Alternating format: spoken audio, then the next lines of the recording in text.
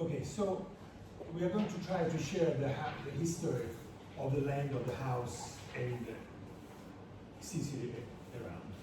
So we start looking at the house. If you look at the house, you notice that circle there, that stone in the middle, the circle. Yeah. Those who live upstairs know that in the back of that there is another circle, there is a balcony there. That lines up exactly that. So we have two stone circles, one here, one here. And you wonder, what we are going to try to do now is enter the mindset of the people that live here, let's say, 4,000, 3,000 years ago. So we have to really enter the way they think to understand the symbolism. With today's symbol, way of thinking is harder to understand what they do. For example, today you do, let's say, 3 plus 4 equals 7, right? That's what we think. Our brain thinks that way. In a mind instead of a Sicilian of 2,500 years ago, 3 plus 4 equals 5. That would be the first instinct, right? How many of you are familiar with this thinking? Is this familiar to you? No. Then let's start a different way. When you think of the Sicilian history, right? What do you think? Which one is for you the most ancient Sicilian historical thinking fact? Anything? Anything you know about? The Greeks come here. The Greeks come here. Now you know that Greeks, the word Greek, it's a modern word. Was created by the Latins, by the Romans. And Sicilians existed before the Romans, right? So when you use the word Greeks, you use a modern word to the Sicilian. A word created by the Romans to describe the people that came from a village called Greek outside Athens, right? But even the Greeks existed before the word Greek.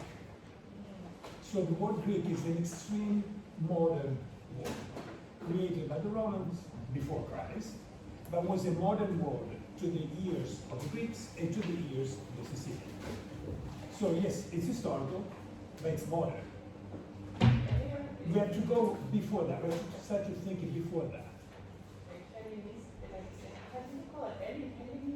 Hellenists? The Hellenists, yeah.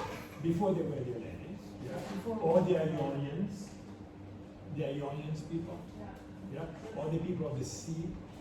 Now, how do we know how people call each other? From references that we find in historical writings or stone writings from other populations, for example. For example, Athens. What do you know about Athens?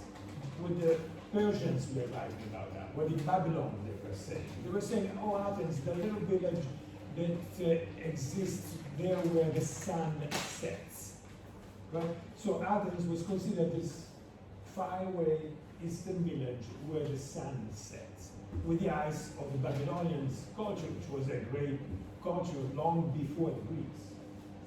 Right? Or, for example, Sicilian. The first writing descriptions that we have with images in Egypt, Pharaoh Ramses III, he describes Sicilians, at the time the word was seculis, sickle, shekelish. He describes them in their paintings, wall paintings.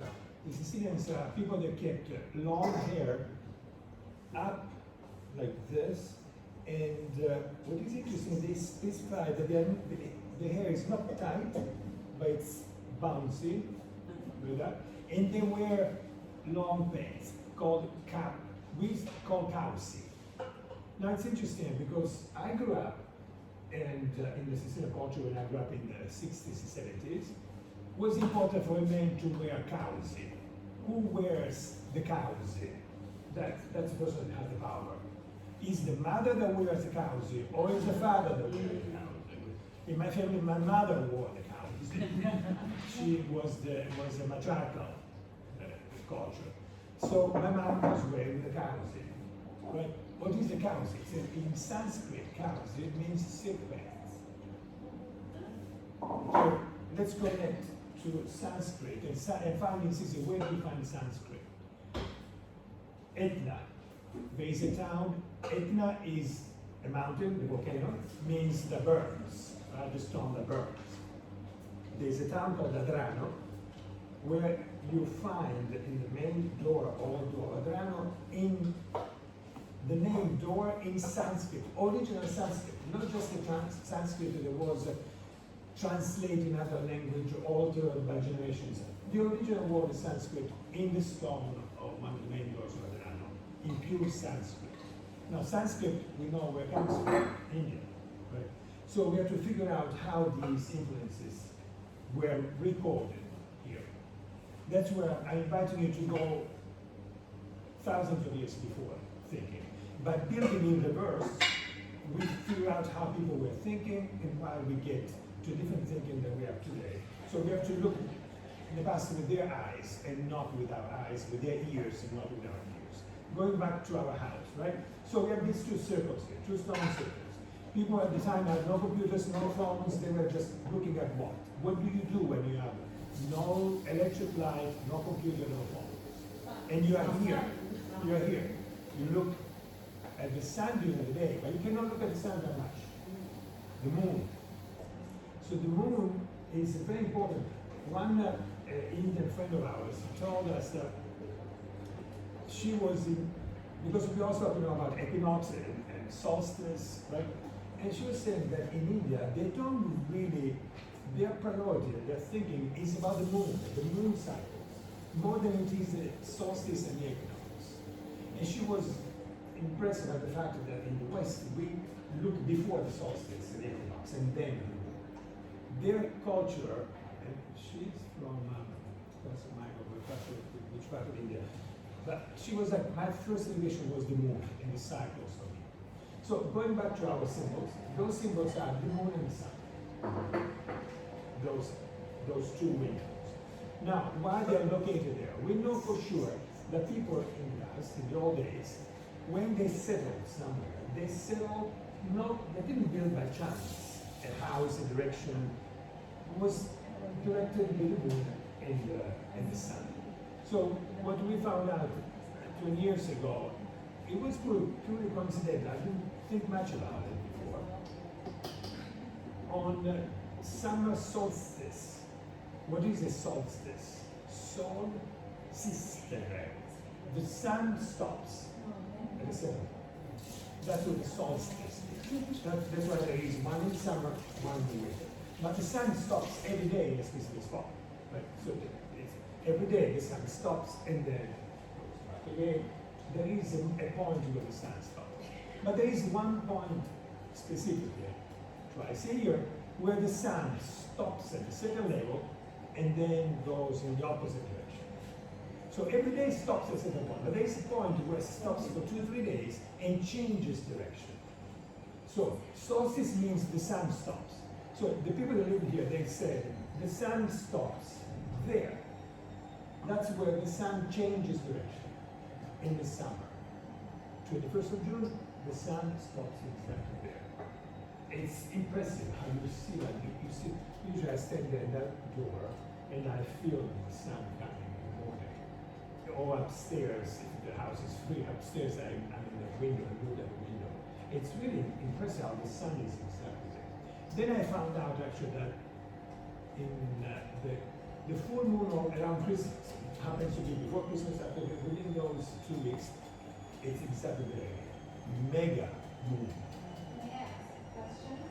How did you find out it was about the sun? Did you just see it, or did you also find some proof, or have you been told this? The question it's a good question. How did I get into that? Yes. Basically, accidentally I thought about it, right? Then when you start thinking about it, you start. Yeah. The first thing you do is a search where? In the churches, the temples. How they build the temples, right? And you find out that they're lined up specifically in certain ways. So if a church is lined up at the back of the altar is where the sun rises at east, then you start thinking, every time I look at the building, I'm like, okay, this is built this way, there is a meaning.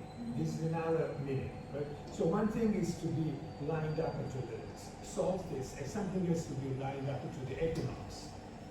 The equinox is where the sun rises from the east and goes to the west.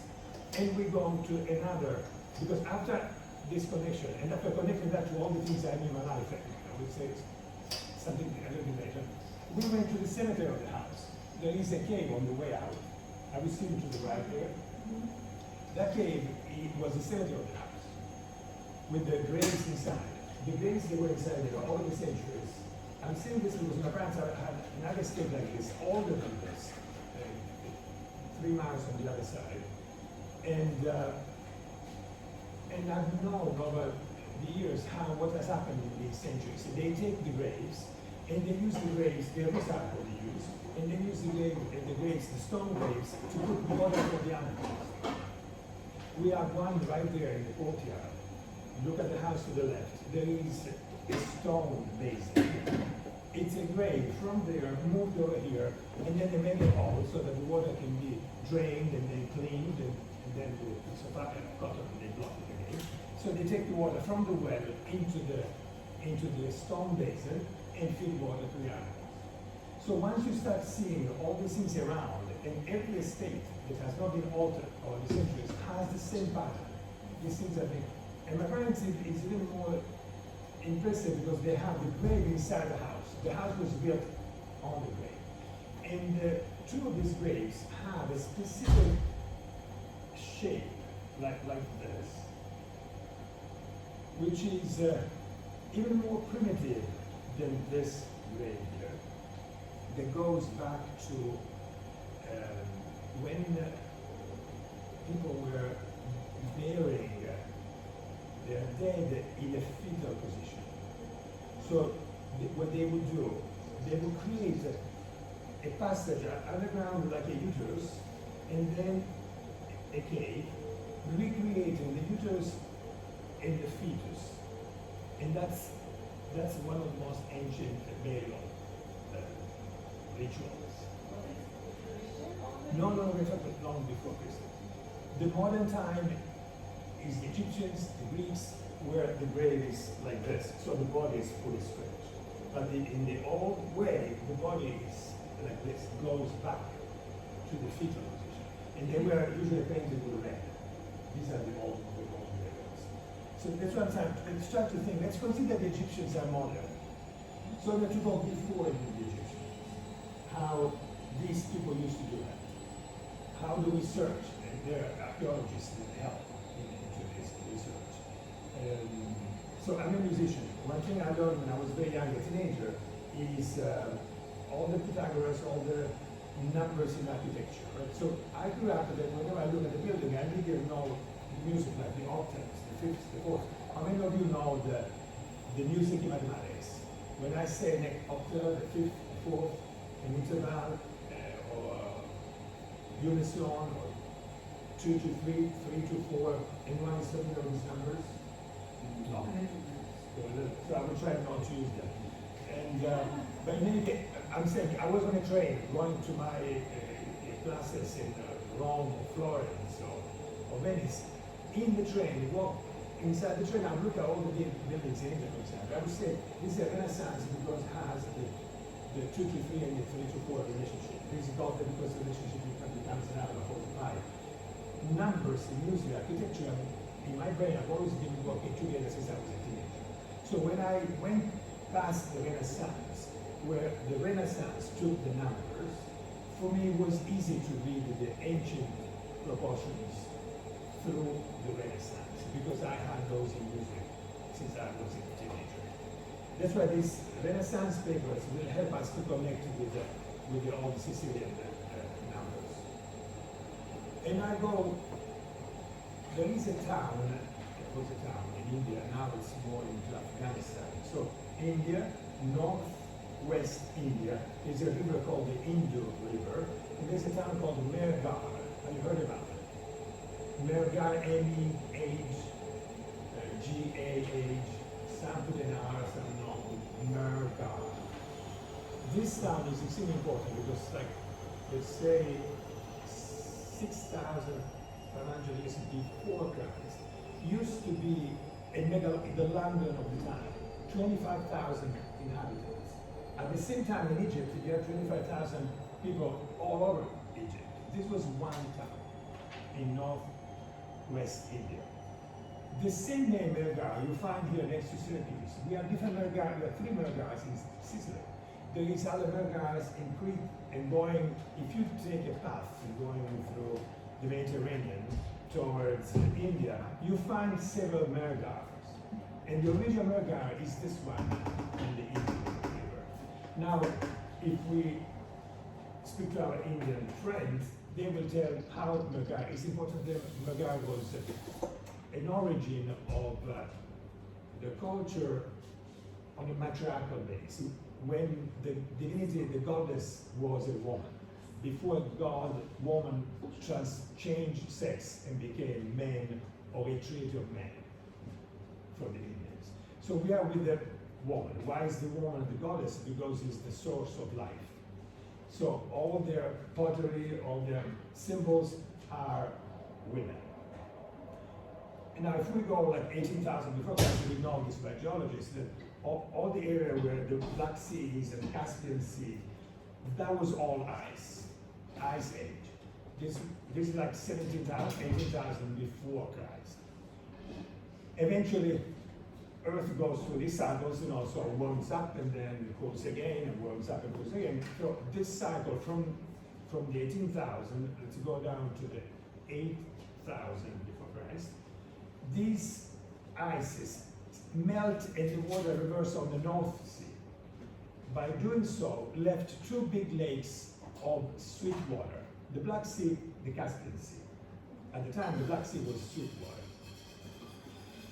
What happens? We start seeing settlements with the same Mergar activity, village activity, which was specific, like the burial I was talking about before, of the dead, and pottery, raising animals, farms, so cultivating and raising animals, no longer hunters, but with the society, building north of Mergar, going all around the Caspian Sea, in between the Caspian and Black Sea, all these settlements. Then something dramatic, and Georgians tell us a date, 5,500, but it's a date, can be taken as an approximate date. Something tragic happens. We believe that, all the deluge, all the things that come from the Bible, or there is one deluge everywhere in all the major cultures. We believe that the Bosphorus, that was when the Bosphorus broke and the water from the Mediterranean Sea fell into the Black Sea. So salt water they're talking almost 200 meters high cascade, like, I don't know how many times Niagara Cascade, like 60 times Niagara Cascade of water came in. So this was like a disaster. And all the villages, they were built around the Black Sea. Eventually they were wiped out by this quantity of water, salt water that came in. At the same time, all of a sudden, we have villages that reflect again the Mergar culture in Anatolia, in Egypt, in what is it today, Bulgaria, South Ukraine, Romania. This Mergar, they are called the pre-Indo-Europeans. Pre-Indo-European migration. All of a sudden, they appear in different places, north and south and west. We believe because of this tragic event of the 5,000. So here we have still matriarchal society. Eventually, in 3000 before Christ, we have a new culture coming from the steppe, from the Far East, which is what later would bring us to the Mongolians, to Genghis Khan, and so forth. People that had advanced the technique of riding horses, and warriors, they would follow their animals and their hunting, and they went all the way to Europe. At that point, we have a change in all this pre-Indo-European migration from a matriarchal to a patriarchal society. The men became the one that had to defend the villages from the aggressor, and we start seeing phallic symbols, and that's where the woman goddess changes sex, becomes a man. They are worshiping now the man as a patriarch, as a leader of the new village. How can we say that? Because the villages before did not have fortresses around, and now we are seeing the fortresses built around. Before in wood, and then in stone. When they start building stones, we start seeing how they work the stone, how they chisel the stone. And here we go. You see all the stonework around here. When you analyze each wall, how the walls are done, I can tell you this contractor comes from this town, from this other town. I have here 3 different hand works. They come from different towns. And then if you see in the larger scale, you can see this come from Croatia. Do I find that in the Adriatic Sea? Do I find that in going down Italy and so forth? You can find lines of craftsmanship that makes you connect buildings that you find here, work technique you find here, to other places historically where these things exist. So we cannot go in details, but keep this in mind, this main line.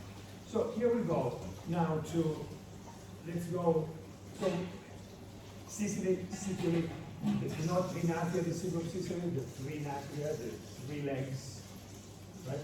The 3 legs, are you familiar with the Trinacria? No. The name of Sicily was always Trinacria, more than Sicily. Sicily comes from Sicily.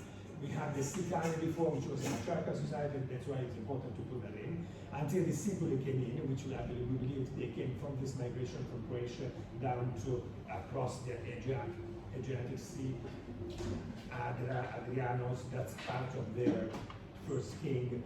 And eventually the Sicily, which was a patriarchal society, they conquered pretty much all Italy, most of the coastline, and Sicily, all the coastline. The original Sicilian state, which were the Sicani, matriarchal, they moved inland. So you have this patriarchal society all around, and the matriarchal inside the system. Eventually, this Sicily get along with the Greeks. They were not Greeks yet, the Hellenic or the Ionian people. They come to Sicily. And for example, we have records of the oracles in Delphi. They would tell the Greeks, Hellenic, they wanted to come, they want to emigrate to their town, and they would say, where should we go? What is the oracle suggesting us? Where should we go? And the oracle would say, if you want to make money, go to Syracuse. If you want to explore your soul, go to Crotone. Are you familiar with Crotone? Calabria? Okay, Calabria is the tip of, the boot of Sicily, right? And the Crotone is on the side of the boot. That's where Pythagoras created the Pythagorean. Right. Now, when you distinguish between Syracuse and Crotone, think that Syracuse was paying rent, was rented to the Greeks by the king of the Iblea Mountains, these Iblea Mountains, Iblean, rented the land of Syracuse to the Greeks they came in. So their interaction was a financial deal. They weren't wars. And they got along really well. So these Greeks they came in, and the Sicily that were existing here became one population. So at one point, Greece, when you talk about Greek history, is no longer Greece as we think of, Sparta and Athens, but it's the Ionian. Again, they're not called Greeks, they were called the Ionian people. Ionian people means what? Ionian Sea, you know the Ionian Sea, right? The Ionian Sea is made by Sicily, right? And then the islands of Greece over here, and all Calabria and Puglia. It's like a major lake, but it's a tough lake, so you don't cross like this, but you go all around the coasts. Ulysses, we are, how many, 700 years before Christ, right? And Iliad, Ulysses. This story is, where is Ithaca? Do you know where Ithaca is? The island of Ulysses, Kefalonia, Ithaca. From Taormina, from Sicily, you go a straight line and you find Ithaca over there. So in this circle, the Ionian Sea is the Ionian people, and we can call them the Greek people. But think that this is the area. So when you think of Pythagoras, for example, he brings in knowledge from the Indian culture. These are people that really travel a lot. In the old days, the Mediterranean people were traveling all the time. We think of them as staying within these towns, but they were sea people. They were constantly going around the seas. Not only Mediterranean, they would go off the Mediterranean up to the North Sea. We have records of the Carthaginians going to the Antilles, not just the coast of Africa. They would cross because naturally the currents would take them across the sea. So think of these people like really explorers. Ulysses is not somebody who comes out of nothing. He was in their soul, this constant research. Then the story comes of Ulysses with the meaning and the symbolism that makes us understand the thinking. So Ulysses is bringing in the writings of Homer, and which is a collection of different writers, they bring knowledge, thinking, the way we read the world. For example, I was saying 3 plus 4 equals 5. Why? Because in the mind of the Pythagoreans, life, in the mind of these people, life was geometrical. There was no arithmetic. It wasn't number. Numbers did not exist. Number 1, 2, 3, 4 didn't exist. Number 1 was this. Number 2 was this. Number 3, they were not part of the bodies. They were not numbers. Everything they saw was geometrical. So everything they would see was shapes. And every wall, for example, has shapes, specific different shapes. Intentionally different shapes one from the other. Never 2 stones with the same shape next to each other if you belong to a culture. Then if you belong to the culture of Modiga, next town, which is literally by air 8 kilometers from here, the geometrical way they saw the world is totally different. Actually, similar shapes are intentionally next to each other in creating lines. So you mean 3 and 4 are the lineages of the triangle and the 5 is this one? 3 and 4 exactly means this. 3 squared plus 4 squared equals 5 squared. 9 plus 16 equals 25. Does it make sense? 3 squared. 3 squared, 9. 9. 4 squared. 16. 16. 9 plus 16? 25. Square root of 25? 5. Yes. Does it make sense? Yeah, So well, is it to the sides? Is it because of the sides? Because the way they saw the world was geometric, Yeah. right? And the most important things in geometry for them were a straight line, circles, and spheres. So what counted for them was how many sides you have if you put, for example, 3. Automatically for them 3 was a square. Okay. 3 square, 4 square, 5 square. It's not 3 stones plus 3 stones, right? Then the units inside come. What they use to go through their life, like in terms of, was like a rope. Right? So you have a rope, you put a rope there, and you fill with little stones. So you know that surface has that many stones. Right? Then you change the shape of the rope, and you still know that the new shape, a rectangular, is the equivalent to that square or that triangle before, because the same number of stones are inside. Right? You see what I mean? Those little stones, they were represented shapes, geometry, and so they could connect a shape with another shape, and the body and the surface and the volumes that way. For example, year 200, let's say 225 before Christ, Archimedes. Are you familiar with Archimedes? Right? He lived 50 miles from here. Right? He's considered one of the genius mathematics at the level of Newton, Einstein. The 3 genius mathematics are Archimedes, Newton, Einstein. The medal, the mathematics Nobel Prize, the Nobel Prize for the mathematicians, the medal, the gold medal, has on one side the face of Archimedes. On the other side, are you familiar with that medal? Have you seen that image? Search for it, because it's very interesting. On the other side, you have the symbol that Archimedes wanted on his grave, and Cicerone, almost 100 years after he died, was looking for the Archimedes grave because the Romans killed Archimedes, but they didn't want to kill him. It was an accident. The soldier that killed Archimedes didn't know who Archimedes was. Archimedes did not follow his orders to get out of the house, and they killed him, right? But the Romans did not want to kill Archimedes. They knew who he was, they respected him, they did not want to. Marcello at the time, the general, did not want to kill him, they wanted to kill him. Eventually he died. So Archimedes wanted in his grave a specific symbol, which is in the Nobel Prize medal for mathematician, which is a sphere within a cylinder. Now, do you know why Archimedes is at the level of Einstein? In your view, what would you say? Why Archimedes is at that level? It's funny because we all can say why Einstein, right? We all can say why Newton, but we cannot say why Archimedes, right? And that's what is interesting. In one of these papers, let me see if I have it here or there. Here, in this one. Do you see this right here? Look at it. It's image number 18. On this paper, image number 18. I know. This is I consider this one of the most beautiful pieces of music ever written, 230 years before Christ. So we're talking about 2,200 plus years ago. And look at this. You have a 2PR. I say PR, but pi, how do you say it?